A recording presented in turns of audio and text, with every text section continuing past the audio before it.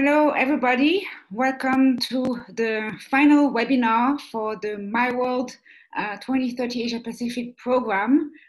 This is the 7th webinar, so you had a series of many webinars, building your skills, telling you how to use My World, and a lot of things on social media and partnerships and fundraising. This webinar is dedicated on how to organize a successful advocacy events for My World 2030. So this is the expectations that we have from you, and we're also going to provide you with a series of tips. Today's presentation, we're going to have some tips I was just mentioning, including on your concept notes, your strategy proposals, how to do a proper agenda, what kind of venue you should choose, how to do a budget proposal, and the ways you can connect with the UNDP country offices, with the UND field offices, and other UN organizations. There will be also a slide about financial support and when it will be dispersed and how it will be dispersed. We will also, at the end, look very briefly about the end of the program, basically information about reporting. So how you should collect data, evidence about the work you've been doing, and also the kind of things you're going to need to do before the end of the program. At the end, we're going to have a Q&A session where you can ask any questions. Of course, as per usual, you can use the chat room to ask any questions along the way. And at some point in the webinar, I can stop and start addressing them. So welcome, everybody, and let's go right into it. The key objective for you to organize a local advocacy event or several local advocacy events is to raise awareness on the SDGs. The number of events is really up to you, up to your own capacity and time. And then the succession, you know, how do you want to organize a workshop just one time or a series of workshops, the kind of format Nadine. of each. Yes. Did you move the slides? Yes. I couldn't see the slides moving. Like it's still the first page. Okay. So what about the others? Can you see the slides moving? It should be on the slide for key objective now. For me, it's still the first page. So what about the others? Can you see the slide? I will stop sharing and then share again. Okay, sure. Yeah, just the first page. Okay. I'll stop the share and then share again. Yep.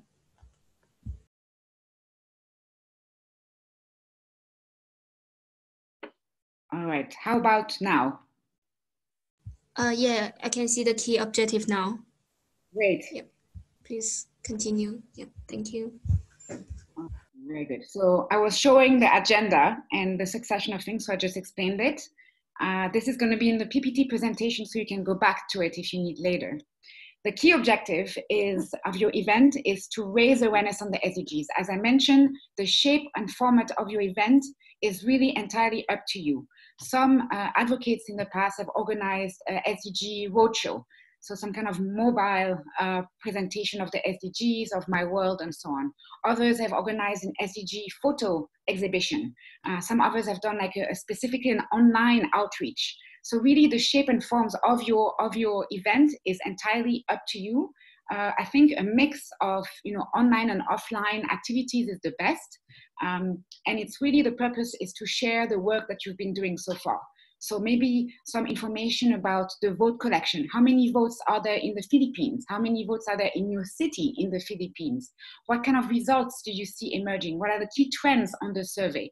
So you can use the data analytics platform to create your own visuals about the survey and start sharing the key trends. We can provide you with some templates on how to do that. Previous advocates have done it many times, so there's a lot of visualization available. We also, thanks to Alice from Hong Kong, we created a visualization on this application called Tableau, which is highly customizable. So you can really, choose a specific country and have very interactive visuals. So we will provide you with the link with the latest data numbers. So this will be as of October, so the latest data available, and you'll be able to customize those visualizations for your own country. It's very important that during your advocacy event, you really highlight people's stories. So your personal stories that you have collected through Humans of My World, or the blogs that you've written, and really the kind of engaging, like the communities that you're engaging and the partners that you have, you really need to showcase what's going on at the local level. This event shouldn't be about the global movement for SDGs. You can kind of narrow it down to the local level. Why do certain SDGs matter for your own context? So the more you make it tailored to your own context, the more impactful your event will be. It will be more meaningful for your participants. It will be more meaningful for your sponsors and for your partners.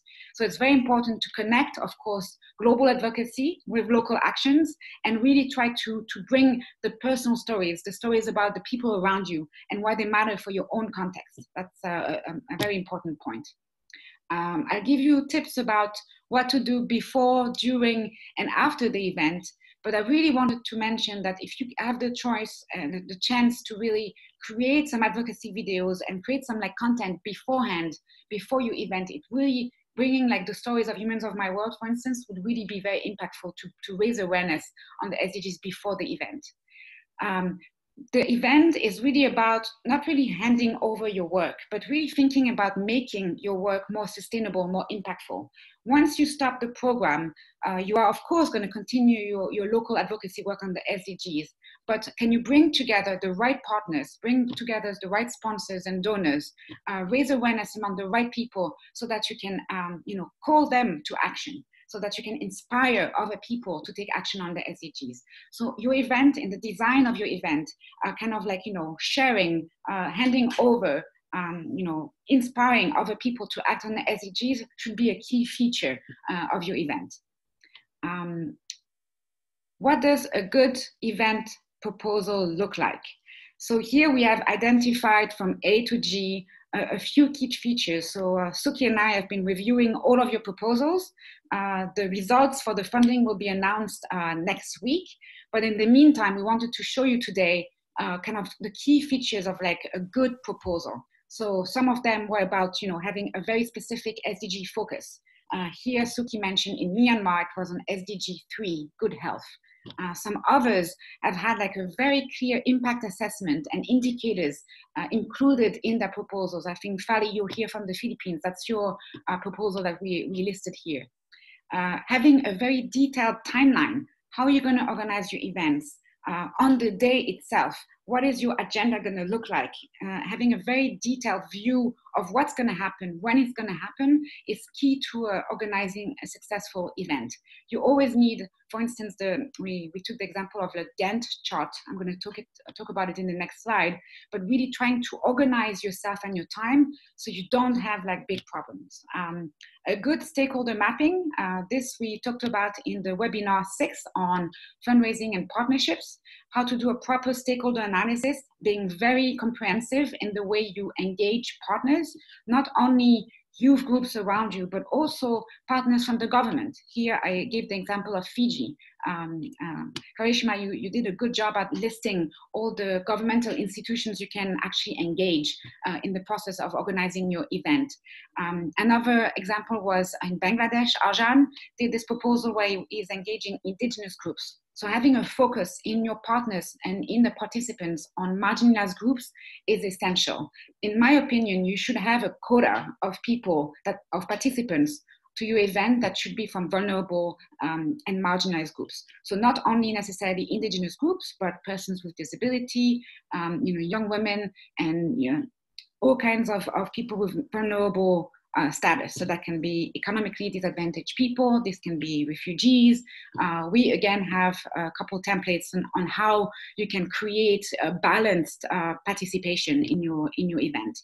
On the second column, we kind of listed a few of the fun activities that we identified in your proposals.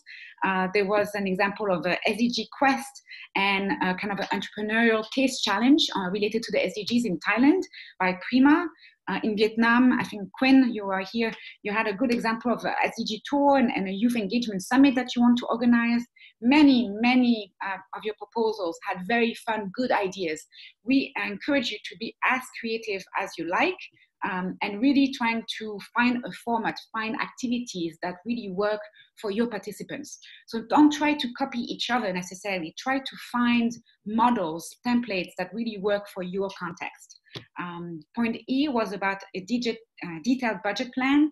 This is going to be very required for the ones of you who are going to get small funding from us, but everyone should have a good budget plan, because for your donors and your sponsors to really find you serious and reliable, they need to know how much money you're planning to spend. Point F, about a detailed communication and publicity plan, that's also very important. Communicating about your event before, during, and after is going to be key to really have an impact. In this day and age, really having a good communication plan can make a big difference. Either you can keep your event in your room and that's it, or you can make sure that tens of thousands, hundreds of thousands of people can actually find out about it. Here I want to really mention that having your advocacy event in your local language is preferable, and having your communication materials, your visuals, your videos, your Humans of My World stories would also be preferable, so you can reach more people in your country. Good team and volunteer mobilization plan. Some of you in this one and in the previous rounds of advocates have engaged a team of volunteers. I think you have a good example from Nepal here, where you have a lot of the field advocates this time from Nepal came together and organizing a joint advocacy event, or several joint advocacy events, coming together as advocates in the same country and trying to really have a coordinated approach is really, really a good approach. And then also using networks and partners that you already have. So many of you also in your proposal listed all of these other networks and partners that you have, and many of you also are engaging a group of volunteers, because organizing an event, and we will see this in the next few slides, requires a little bit of logistics. So we're going to give you in the next few slides some tips on how to organize your work, have maybe a communications team, a partnerships team, a logistics team, and doing it on your own is going to be quite tiresome and require a lot of effort.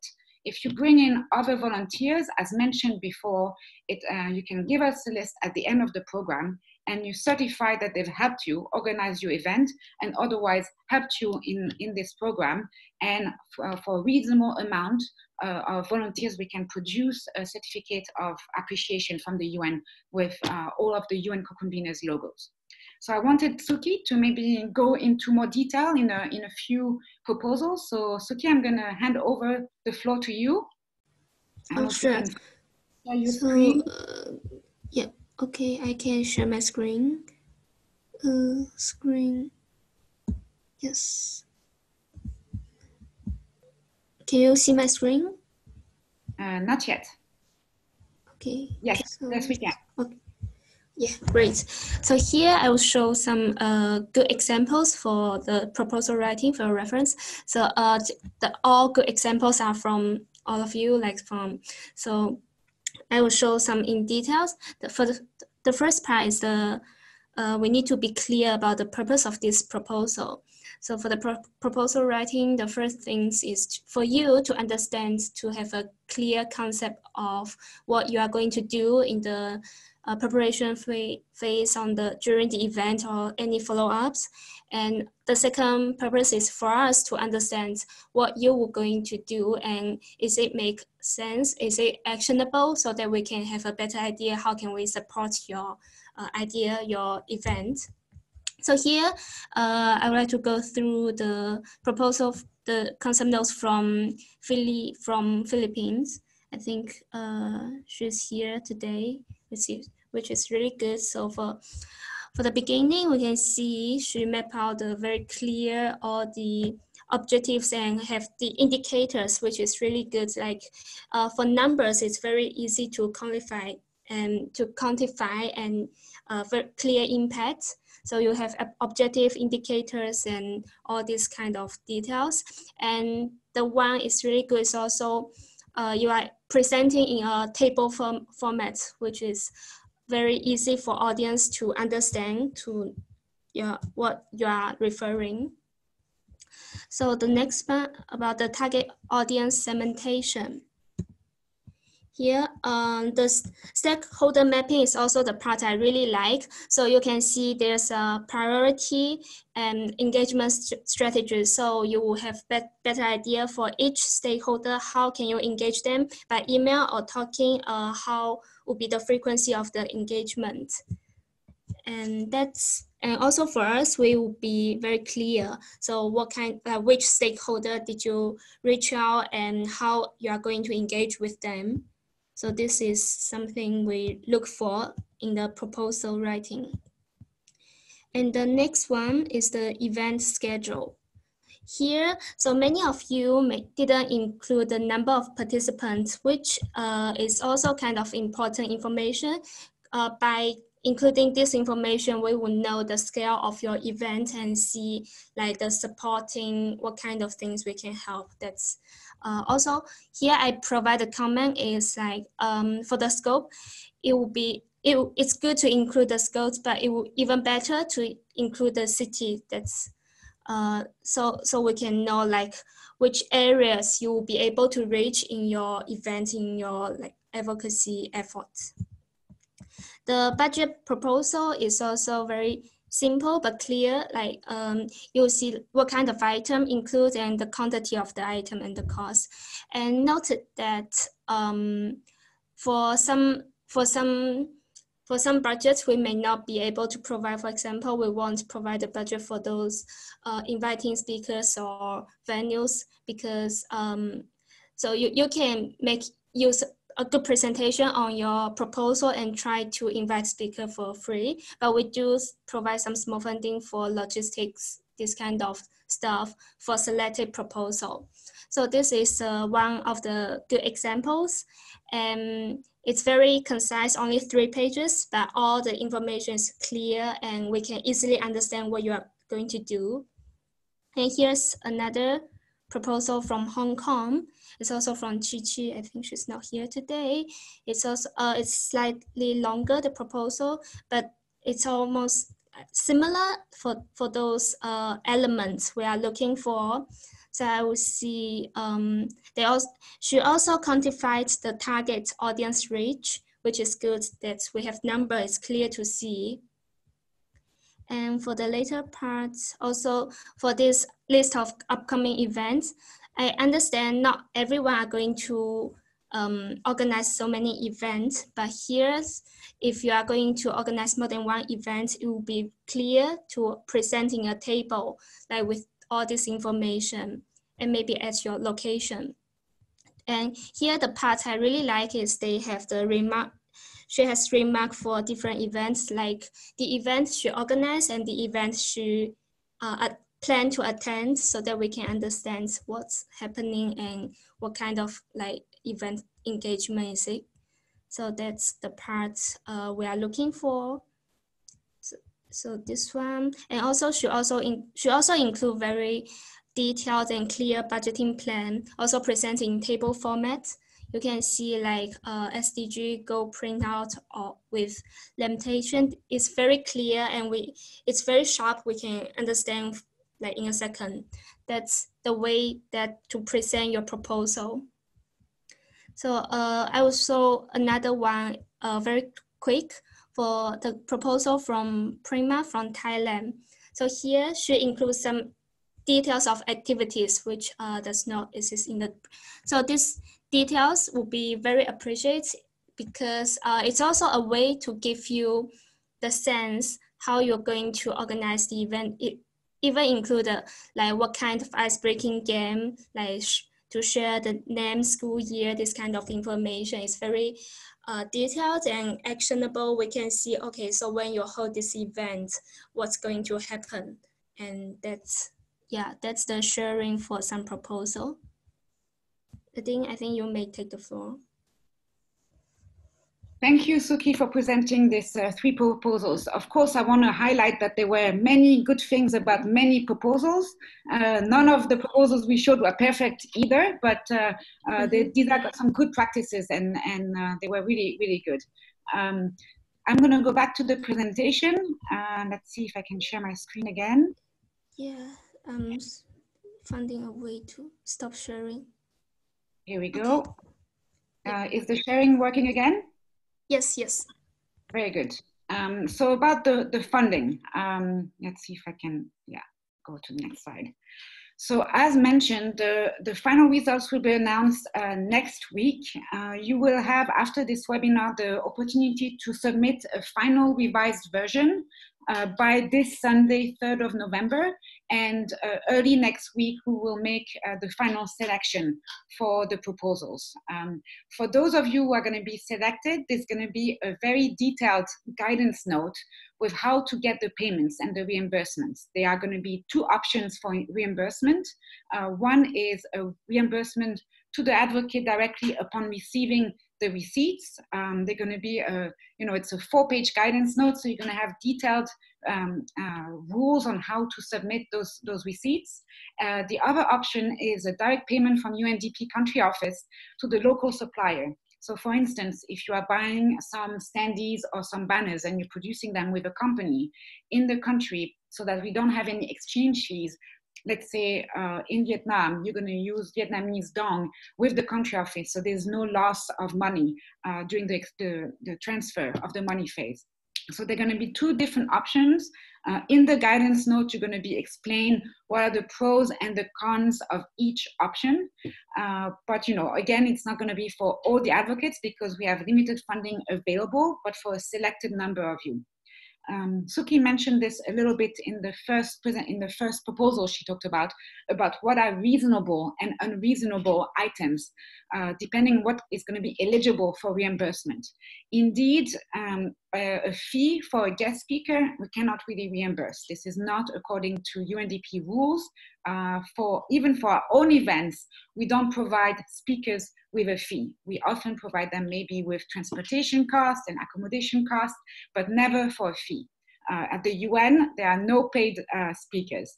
Another example of an unreasonable item is a monetary prize for an SDG competition.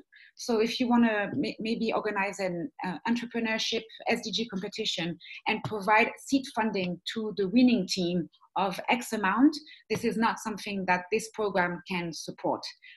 Instead, if you wanted to buy SDG related materials and have an SDG prize, that could be potentially acceptable. Every item, before making any purchases, you should send your detailed list of items to the focal point. It's our colleague called Kunja. Her name is Fatsapapon Champasri. And so Kunja is the easier version. And she will be able to tell you beforehand what is reasonable and what is not reasonable.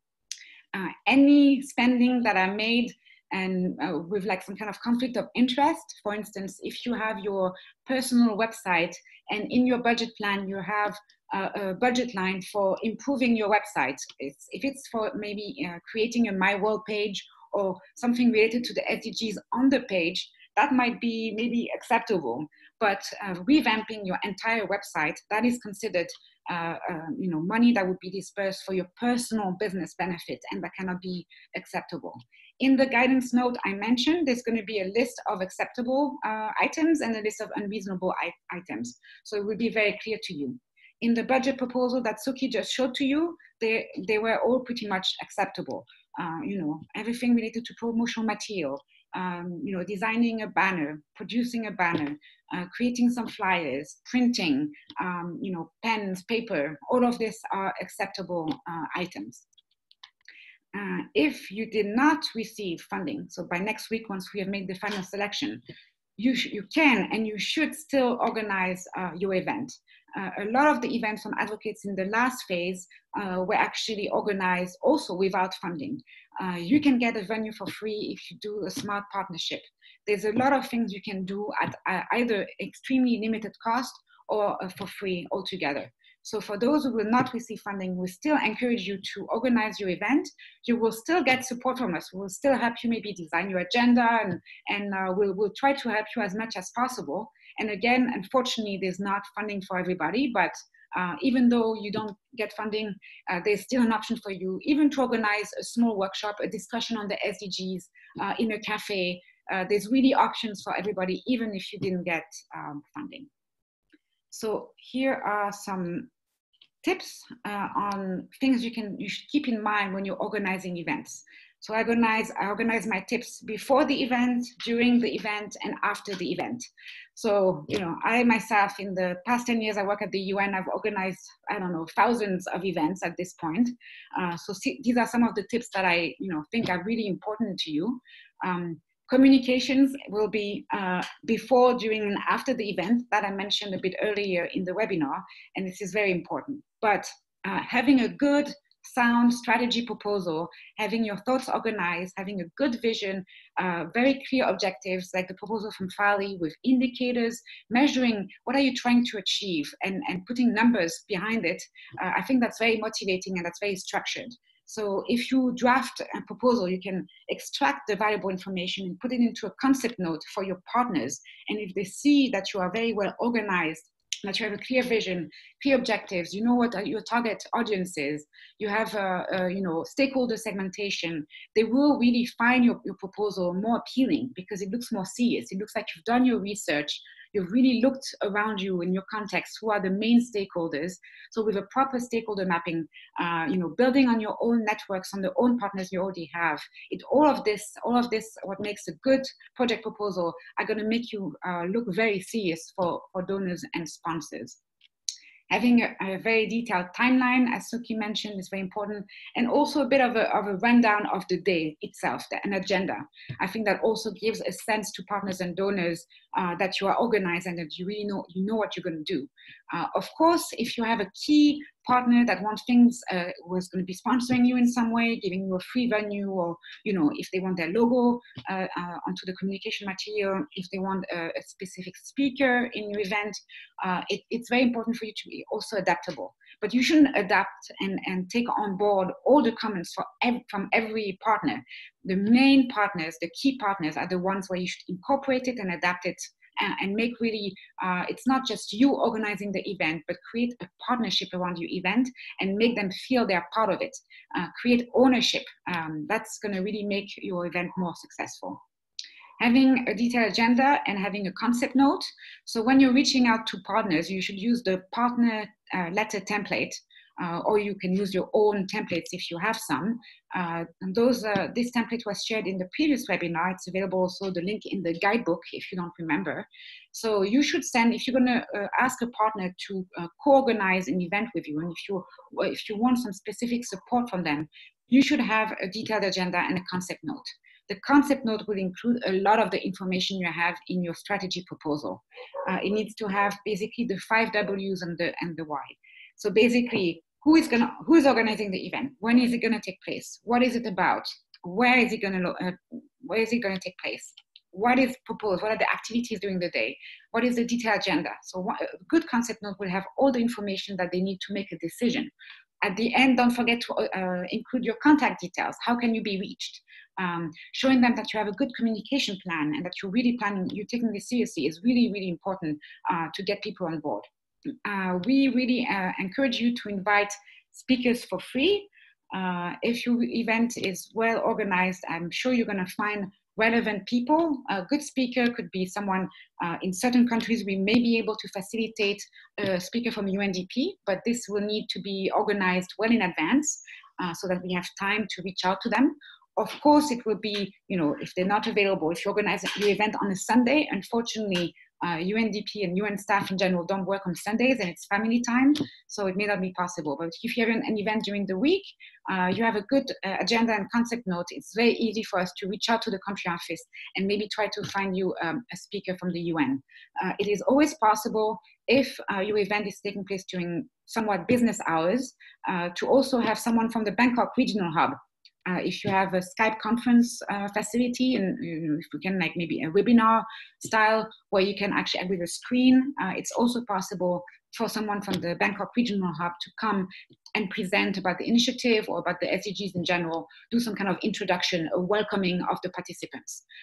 In previous phases, for a very large event in Indonesia, it was an SDG conference taking place at the University of Indonesia. It was the largest SDG event organized in 2018 in Indonesia by 3 SDG advocates in this program. And the Bangkok Regional Hub had recorded a welcome video for all the participants. There were, I think, 680 participants.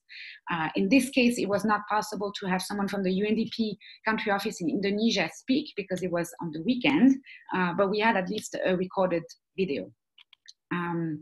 So if you have really a good plan, I think finding speakers, not only from the UN, but also from other civil society organizations. Maybe if you have an SDG umbrella platform in your country, you can reach out to them. Maybe speakers from other youth groups, you can find, or maybe from the private sector, depending on the shape and form of your event. Really try to think about what kind of speakers would be the most impactful, makes the most sense. So if you have your proposal focused on SDG 3, like in Myanmar, then you probably want some experts talking about health and well-being, not someone who can talk about partnerships and peace, right? So really try to have speakers that are fit for your event. Building a team will be essential for the success of your event. I would encourage you to form your team as soon as possible. So either work with other advocates like they did in Nepal, so really make a joint proposal and kind of divide up the work among yourselves. So in the Nepal proposal, for instance, we have some of them are going to be focused on communication, some on logistics, some on the partnerships, some of the concept and the agenda. So really dividing the work maybe in a team in your country to organize your event can be quite impactful. Engaging volunteers, rallying young people around you. And again, as I mentioned, if you certify at the end of the program that they really helped you to organize the event, we are prepared to produce a certain amount of volunteer certificates. And then really organizing your team, having a Gantt chart with a timeline, really what needs to happen when, organizing yourself in sub-teams, I think is a very smart way to divide up the work. And then finding the venue. So here there's a bit of a catch, like, do you send the agenda and the concept note to partners before having the venue or after? Sometimes a partner can provide you with a venue for free. That can be one of your requests to the potential partner. So this is not a financial support from the partner. This is what is called in-kind support. They provide you with the space to organize your event for free. Maybe in return, they would like their logo to be added to the flyer. They would like the logo to be added to a website. They want some communication and some visibility for their brand. So you have to make the smart choices and partnerships with a range of organizations. And if one of them can provide you with a venue for free, I mean, that's a good move. Before the event, you also need to determine your budget. I think the proposal that Suki showed you in the previous slide, I think is good. The more detailed it is, the better. It also needs to be somewhat realistic. If you have if you want to organize one advocacy event and it's going to cost $10,000, I think you're not going to find a lot of partners out there. It needs to be reasonable. It has been assessed, on average for a local advocacy event, up to $1,000 is what is considered for a lot of donors out there, for embassies, for the UN, what would be, assessed as reasonable. Everything above, if you want to organize a series of workshops, if you want to organize a massive conference, you need to find other partners. But if you send a budget proposal to a partner and it's very high, you need to be reasonable. So really try to be smart about your budget proposal. Here I mentioned the partner letter template, how to engage partners.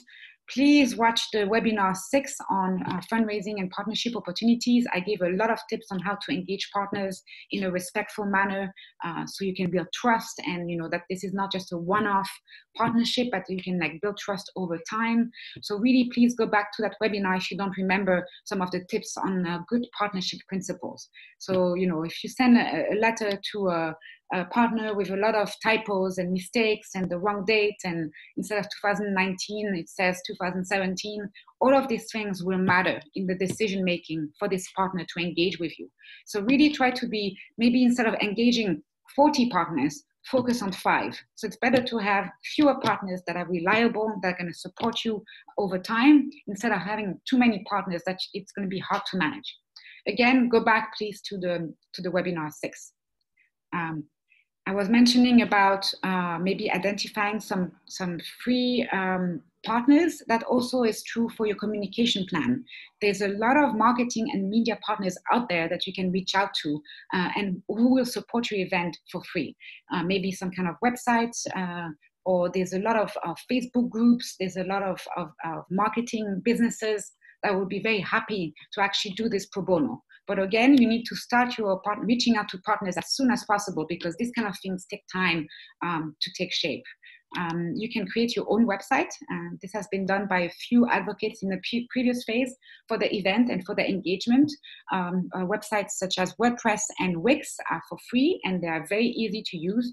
Myself, I've used Wix quite often, and it's extremely easy to put pictures, to create a very kind of unique, visually attractive website. And I would encourage you, if you can, and if you have maybe a volunteer who can be responsible for it, to have something simple where you can have all the information. What is the program about? What is your event about? What are the key objectives? Some nice pictures, some good visuals, contact information. Having a website will really make your event look more serious. One of the other tips that we had was about creating a social media package. So this needs to be done before the event, so you can share it with your partners, sponsors, and donors, and media partners before the event, so they can also help you publicize it. So the social media package, there's a template on the ASEAN My World Trello board, and the My World Trello board, it's quite easy to see. It's at the top left of the Trello board. So I encourage you to go back to that template, and what it needs to be in that package is the background about the initiative, who are the partners, what are the social media handles, what is the Instagram link, the Twitter link, whatever social media link to their account as well. Really listing the hashtag. So all of your events, again, should have the My World 2030 hashtag, so we can actually track you on social media, but you can also create your own specific hashtag for your event. If you need any guidance on how to create hashtags, you can maybe post a message on the Facebook group to Christina, and she can give you some guidance. And your social media package, when it's finalized, should be disseminated before the event. That's very important. Be adaptable and really try to have backup plans. So maybe you count on one partner and then at the last minute it backs out. It's always important for everything that you're going to be doing for organizing this event to have a backup plan. So maybe you have a volunteer that has been helping you this whole time on the website, and all of a sudden it drops out. So really try to be adaptable and go with the flow, but also be proactive and not let an issue kind of like be overwhelming. If you don't have a backup plan, you will feel quite demotivated, and it's really important to be adaptable. During the event, I kind of put it at the top, but showcase the power of youth leadership. So why donors and partners and embassies and multilateral organization and the UN want to engage with young people like you is because you represent something unique that the UN and other partners don't have, is youth leadership. This is your added value. And I had a few slides about this in webinar 6. So really trying to showcase your own expertise, your energy, your innovative ideas. So really during the event, show your partners and donors that things can get done by young people, and your energy very often is very overwhelming for partners, and that's what they're seeking. So they want visibility, and they also want to get the ideas and the energy from you. So you represent yourself during the event, but in the framework of the program. So, the UNDP, UNV Asia Pacific, the SDG Action Campaign, we are all associated. We are organizing this program. Please do not do anything that can be really counterproductive or can be embarrassing.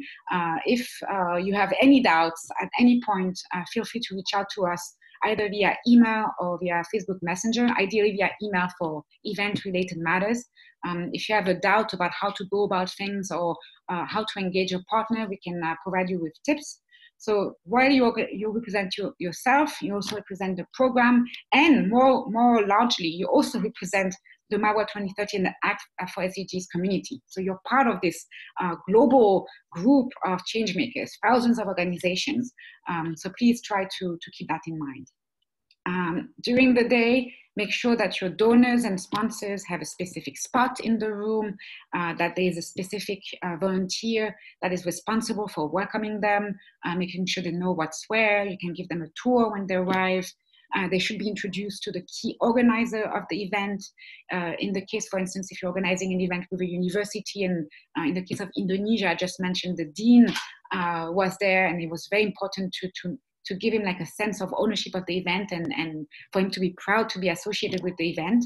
So really treating your VIPs well is very important, and making them feel welcome. Giving them credit, of course, during the introduction, the opening of your event, very important. Whoever supported you should receive thanks at the beginning and at the end of your event. There should be a 5-minute thank you session at the beginning and at the end, in the opening and in the closing. Really make sure you give thanks to the right people, and don't forget, not just the big donors who gave you, free venue or sponsored you in some ways. Also thank your volunteers. That's I think very important. Prepare for reporting. So ahead of the event and during the event, you should try to collect data and evidence about how your event went. That means how many participants were there, what kind of profiles, were they from CSOs, from private sector, did they represent marginalized groups, who were your sponsors, the list of your sponsors, what kind of media was present, what is the overall impact of your event? Basically, you had XYZ activity, and as a result of your activities, skills were built for that amount of participants. Awareness was raised for that many participants. Partnerships were built. So really try to think a little bit in a results-oriented manner. When you organize and during the day of the event, you need to collect this data and keep that in mind. Very important, documenting your event. It can be, your event can stay in the room where you're organizing it, or it can be really amplified on social media, especially online. Taking pictures, videos, having a focal point to do that. So not just like, everyone's taking pictures, so it's fine. No, you need a focal point, a volunteer who's going to help you document your event. Not only kind of like, group photos, but also maybe if you have working groups, or if you have breakout sessions, the smaller kind of session work, you need portraits, you need group photos, you need really different kind of visuals. And we will provide you with a file, a folder where you can upload them at the end. For those of you who are going to be sponsored by us, it will be required to provide justification that the event took place, and pictures and so on, and a little bit of a reporting. So documenting your event and preparing for reporting, so collecting this evidence and this data should be for everybody, but particularly important for those of you who will receive funding from us. Local languages, I think that's a main point that I've made throughout many webinars, and I make also in the Facebook group very often. Try to have your event in the local language. Maybe you can have the flyer in English and your local language. Holding this event in your local language will be more impactful. Not everyone speaks English, as you know. English is not my first language, my third language. For most people, English is not a commonly used language. So really try to adapt your content in the local language. That'd be, I think, really more impactful. After the event, very important. So I mentioned the thank you at the beginning and at the closing of your event, but you also need to do this in writing. It is very important for your partners, sponsors, and donors to really be acknowledged in writing, and you can provide them maybe with a package. Here are the number of participants. All the data I mentioned earlier, this is how many participants were there, that's where they were from, that's the balance in gender. To do that, by the way, you need a participants list. So you make sure that people register when you hold your event. Make sure that you really thank them in writing, via email or with a letter. You can attach a few pictures. You can, pictures especially where there's their logo behind it. Donors are going to be particularly happy with that. Whatever partnership opportunities you created during the event, follow up on everything. Close the loops. So if you met someone, they give you their business cards and they said, oh, we should be in touch. Be in touch. Follow up on everything. So that if you organize yourself, communication, partnership, logistics team, for instance, the partnership team should be responsible for that. Following up on every lead you have for future engagement. That's how you create partnerships, by the way. During events, they see your work face to face, they see the kind of energy and innovation you can bring to the table, and that's how you actually you build this trust, right? Collect all the useful materials for reporting. So if you have speakers and experts with PowerPoint presentation, remember to collect the PowerPoint presentation, I mentioned here, send the key data to your donors and to us as well. That would be great. Do a bit of a debrief with your team within the advocates and with the volunteers. See what went well, what didn't go well. Debriefing, I think, is a key step that a lot of people forget when they're organizing events or when they are implementing an activity in the development sector. They forget to kind of like reassess how they've done well and what went wrong. And in the case of many of you organizing several events, this will be very important to avoid replicating the same mistakes and carrying them over to the next event. So really trying to have a table of like what went well and what could be improved. I think that's a very important step when you're organizing an event. If you have time, depending on the scale, I know some of you are from this network called the 2030 Youth Force. Mark is here, Quinn is here. So maybe organizing some kind of post-event questionnaire to find out how your participants really enjoyed your activity. Was your workshop useful? What kind of key lessons, like what did they learn during the event? What could be improved? So if you have time, doing a questionnaire for participants is actually quite useful. If some of you have interest in this, we have some templates available from the UN and we can share with you. Be mindful that you're kind of like, taking some of people's time with this questionnaire, so it needs to be well done and you need to really try to use this data for future improvement. If it's just doing a questionnaire for the sake of a questionnaire, I think it's not necessary. But if you have meaningful, planned, successful engagement over time, I think those questionnaires are quite useful to really incorporate the feedback from your participants. Showcase your event after the event, create some kind of newsletter, share with your donors and your partners, write a blog on Medium, share some Instagram stories, LinkedIn stories, really try to use all the social media platforms to show what happened during the event. The achievements, the key achievements from the event, you can showcase them quite easily on social media. Share photos, videos, every visual from the event. Maybe not the PowerPoint presentation from speakers because they're usually internal documents, but the photos, the videos, you can do some rush, like some kind of footage that you can use also for creating a video for after the event. Many of you are also part of the ISAC network among the advocates.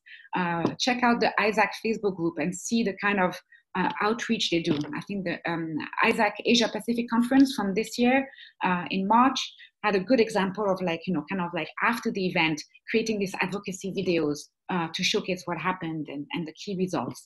A video after the event for your donors and sponsors would be the best way to really showcase your achievements. Before I go into the important deadlines, I'm going to check with Suki if there are any questions so far.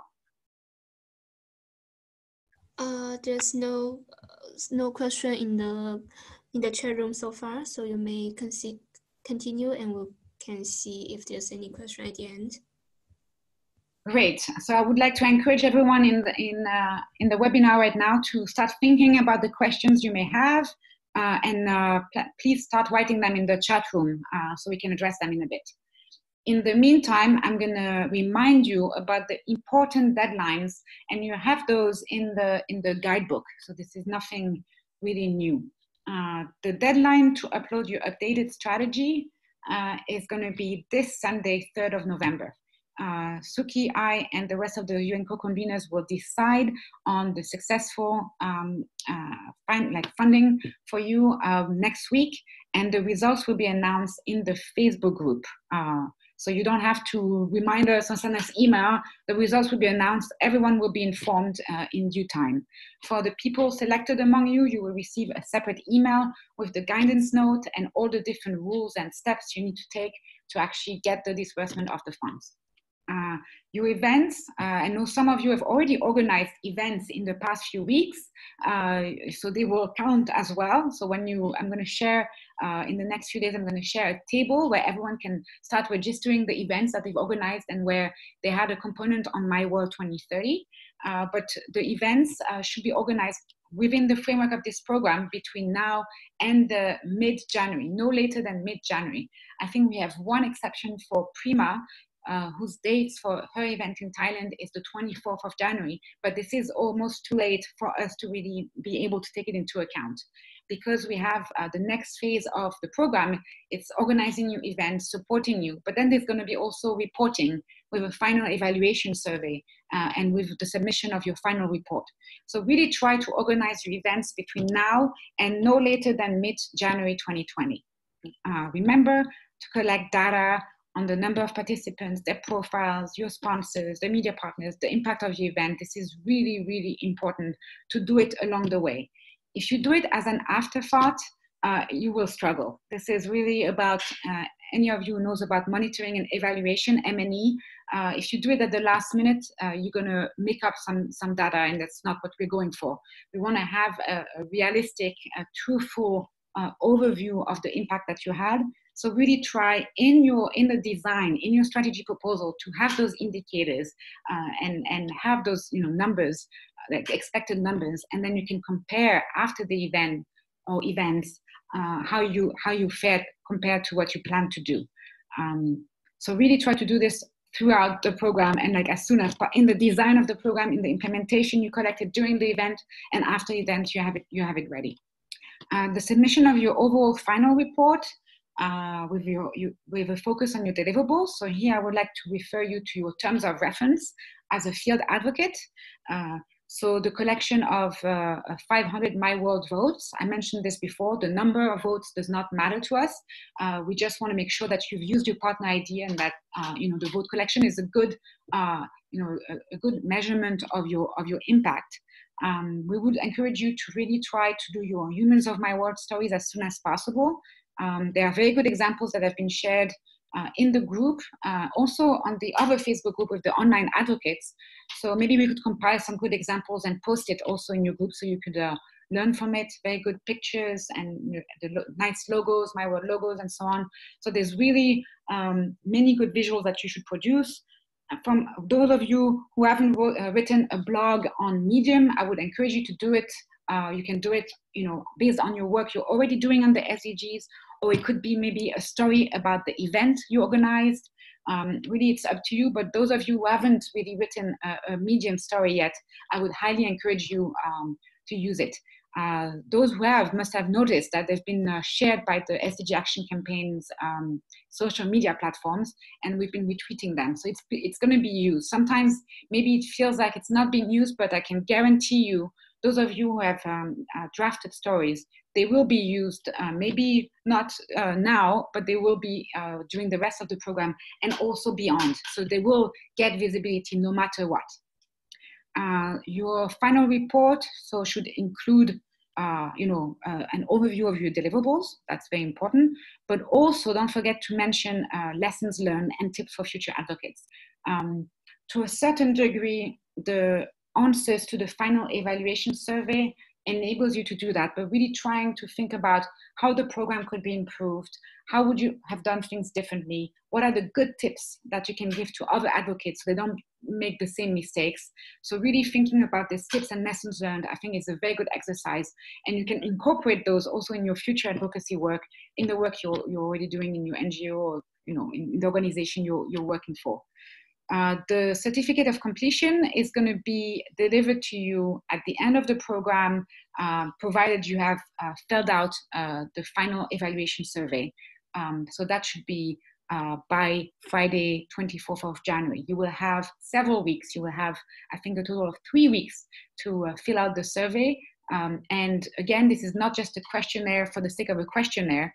We look at all your answers. We look individually at your answers and then kind of have a big picture of your answers, and we draw trends and we tally the numbers, and we really use this final evaluation survey for our reporting. So in the first phase and the second phase, a specific report was drafted, really collating your answers, noting that all of your answers are anonymous, and that you can, if you have a negative assessment of the program or you have some areas of improvement, they will not be attributed to you by name. So really making this survey anonymous is very important to us, so you can really provide detailed, comprehensive, and truthful answers.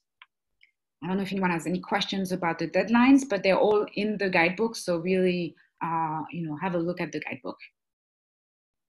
Other important reminders, also most of them are mentioned in the guidebook, but I really wanted to tell you again. The use of logos is, My World logo can be used anywhere and everywhere. It can be used on your online advocacy, can be used on your flyers, on your banners. As long as you mention the My World survey in your event, My World logo can be used, and you don't need prior permission. The high resolution versions of these logos are available in the Trello board. So I would like to refer you to the Trello board again. You have My World, it's a transparent background, you have a white background, you can find different versions of this logo, and it's free to use. For the logos of the UN co-conveners, I would like to repeat that for the UNDP, the UNV, and the SDG Action Campaign, prior approval needs to be obtained. The reason behind this is that this is a regional program, and if you use the logo at the country level and the country office is not on board, it might create problems. That means that they will be informed about your events, of course, but they need to be associated and formally endorse your event. And that can only be done if you send us your detailed agenda, a list of proposed speakers, a complete list of partners and sponsors, and the kind of number and profiles of participants you're expecting at least 3 weeks in advance. So that this is, this is not ideal for many of you because you don't know about the speakers or the partners and sponsors sometimes not that long before the event, but really that will show good planning, and it's more likely that the country office and the UNV field office will associate themselves with your event. In certain cases, if your event is really well organized, they will accept to become speakers. I know Fali reached out to us very recently about an event she's organizing in Japan, and the UNDP head of the office in Japan agreed to become a keynote speaker. So really, if you plan your stuff in advance, if it's well crafted and if it's well written, it makes sense. It is very likely that you will get a speaker from the UN at your event. Contacting the UNDP offices and UNV field officers should go through us unless you have prior contact with them. So I know in the Philippines, for instance, a lot of the Philippines advocates have been in touch with the focal point from UNDP in the past and have engaged with her extensively, so they know her, and I think even on the WhatsApp group together.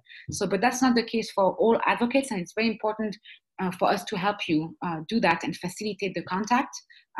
Be mindful that if you don't provide us with enough information, or if your agenda has 20 typos in it, maybe we will hold back and give you feedback to maybe improve your proposal or maybe to correct those typos, but really try to provide us with as much information as possible. The kind of sponsors, the partners, some visuals, if you're associated with some kind of like online network, for instance, with the 2030 Youth Force, do mention that in your concept note.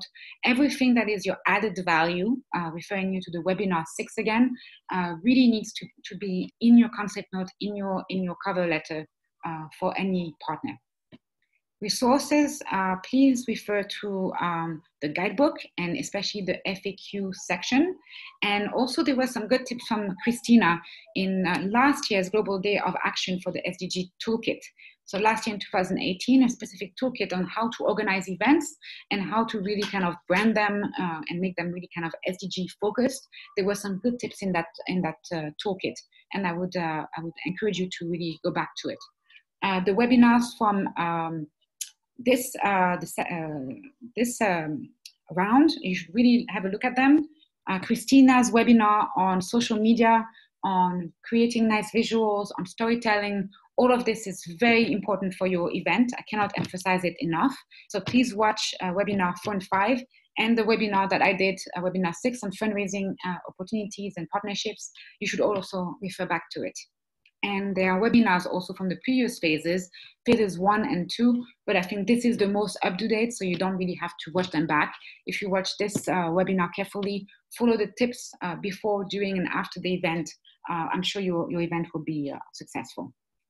So here we go, I'm done with my presentation. I've provided you a series of tips. I can go on and on about what makes a good advocacy event. But with these basic tips, I'm sure your events will be very successful. So please, if you have any questions, I will answer them now. Yeah, I see there's some question from our advocate. One question from Vietnam. So she asked, will there be funding for events after January 2020? Because the event will be supposed to be a series of workshops, and we'll see the timeline. Thank you. And then I saw Karishma, the question. I can see the questions because I stopped sharing. So the question from Vietnam, unfortunately for us, we have a timeline. So this is linked to UN budgets. We cannot allocate funding at any time. So if your event is going to take place between now and mid-January, that is the maximum that we can do it. There might be a bit of an exception. If you, I don't know if your proposal is going to be selected next week, but if it is, there might be an exception. And we did it last year for Indonesia, is if you have made your spending, if your funds are disbursed and you have been used before the deadline, and you've made all your purchases. So for instance, your event is taking place on the 2nd of February, but you've purchased all the banners, all the, standees, all the flyers, everything you need, the catering, everything you need for your event before mid-January. So that is the exception. So it is possible to still be funded even if the date of your event is after the deadline, but there will be a requirement that the money is spent before mid-January. I hope that's clear. And then the question from Karishma, can you please explain reasonable funding we can request so you can revise your proposal? Karishma, if I remember your proposal correctly, you had a series of workshops and you had a big event for which you had most of your funding was allocated. What is reasonable amount? I mentioned it during the presentation. I think, for us, you can put as much as you like, but no matter what, for your external partners and for your donors, if you budget something at 10,000 euros or 5,000 euros for one event, it's going to be most likely too much. My assessment is that for specific countries, and I know Fiji is quite expensive in terms of producing communication materials. I remember my colleagues from the Pacific Center complaining about this. It's not that cheap to actually produce laminated banners and nice things. So having a reasonable amount of them and trying to maybe if you show, for instance, that you got invoices from several companies and you pick the cheaper one, this is how you can actually manage this. But I think dollars would be unreasonable, especially if it's a local advocacy event where you're bringing a lot of other partners, but maybe you get the venue for free, maybe you get speakers for free. So really more than $1,000, I think is unreasonable. Okay, Vietnam saying that you will revise your proposal. That's very good. If you have any other questions, I am still available for you.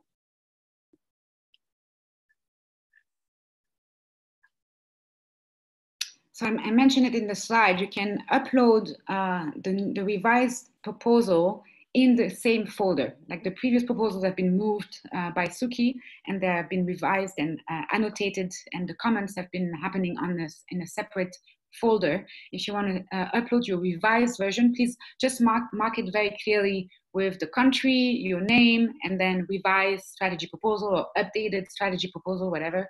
So just making sure that we know that it's the latest one. The date should appear on the Google Drive, but just in case.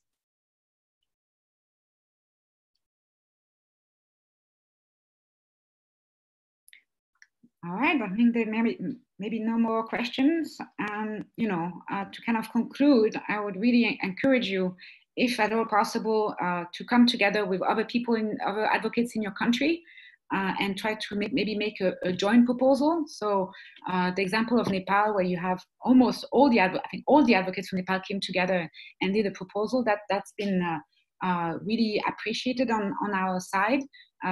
Really trying to have, no matter what, should you receive funding or not, really trying to make your proposal sound and reaching out to partners. And again, we will try to help you as much as possible. Of course, there are so many of you that you cannot expect an answer within the day, right?